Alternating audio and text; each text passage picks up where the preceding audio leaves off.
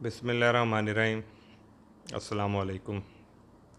आज हम जिस टॉपिक पे बात करेंगे ये हमारी जो यूथ है और ख़ास तौर पे वो बच्चे बच्चियाँ जो एफएससी के बाद अपनी कैरियर जो अपॉर्चुनिटीज़ हैं उसको सर्च कर रहे होते हैं और फ्यूचर जो कैरियर है उसको अडॉप्ट करने के हवाले से वो काम करते हैं, उनको जो है वो इसमें बहुत ज़्यादा हेल्प मिलेगी। एक इंतहाई अहम शोबा physiotherapy, physical therapy, rehabilitation medicine,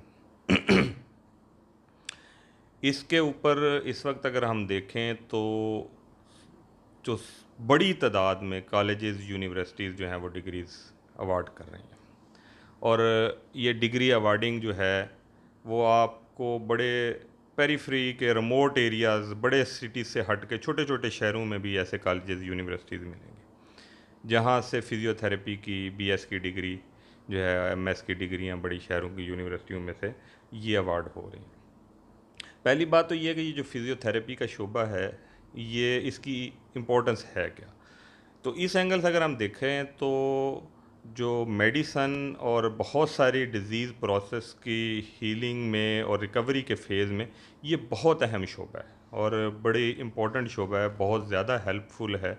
इसमें जैसे फ़ॉलेज के मरीज़ हैं, फ़ॉलेज के बाद उनकी जो कैपेसिटी इन्हांसिंग है कि वो अपनी जो है ना वर्किंग कैपेसिटी को बेहतर करें, उसमें फ़िज़ियोथेरेपी का बहुत बड़ा रोल है। ऐसे बहुत सारी सर्जरीज़ हैं, जैसे कार्डियक सर्जरी है, उसके बाद मरीज़ को दोबारा अपनी मामूल की लाइफ की तरफ लेके आने में इनका बड़ा रोल है।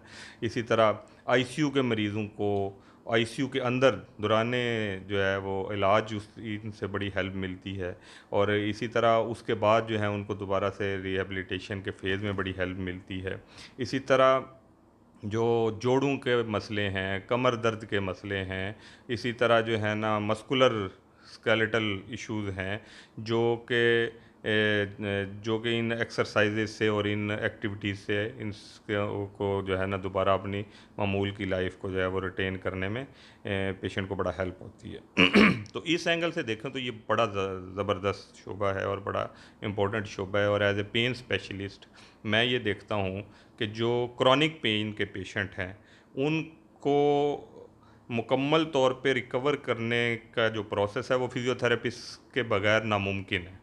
ये मेरा अपना एक्सपीरियंस है कि हम पेन की जो इनिशियली जो उसकी ट्रीटमेंट है करके पेशेंट को पेन रिलीफ कर देते हैं, उसके बाद उसकी जॉइंट की पेन है, उसकी रिहैबिलिटेशन है, स्पाइन की पेन है या उसकी जो है किसी और आर्गन, किसी और मसल से रिलेटेड पेन का प्रोसेस है, तो उसको रूटीन में वापस आने के लिए मेरी अपनी ये जो है ना ऑब्ज़र्वेशन है कि फ़िज़ियोथेरेपी के रोल के बगैर वो मुमकिन नहीं है।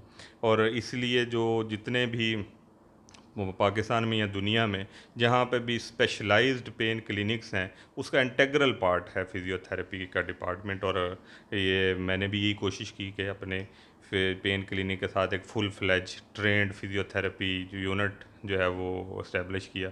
तो इस एंगल से तो इट्स वेरी इम्पोर्टेंट और बहुत ज़बरदस्त शोबा है। लेकिन प्रॉब्लम क्या है पाकिस्तान के अंदर कि हमारे जो बच्चियाँ बच्चे इस फील्ड को चूज़ कर रहे हैं उनका मुस्तकबिल है क्या। अब देखें मुस्तकबिल में दो एंगल आते हैं हमेशा। एक ये है कि जॉब अपॉर्चुनिटीज़ और दूसरी है क्लिनिकली प्रैक्टिसिंग अपॉर्चुनिटीज़, वो किस तरह की है। अगर मैं जॉब अपॉर्चुनिटीज़ की बात करूं तो गवर्नमेंट सेक्टर में अभी बड़े अफसोस के साथ कि इस शोबे से रिलेटेड कोई इंफ्रास्ट्रक्चर डेवलप नहीं हुआ।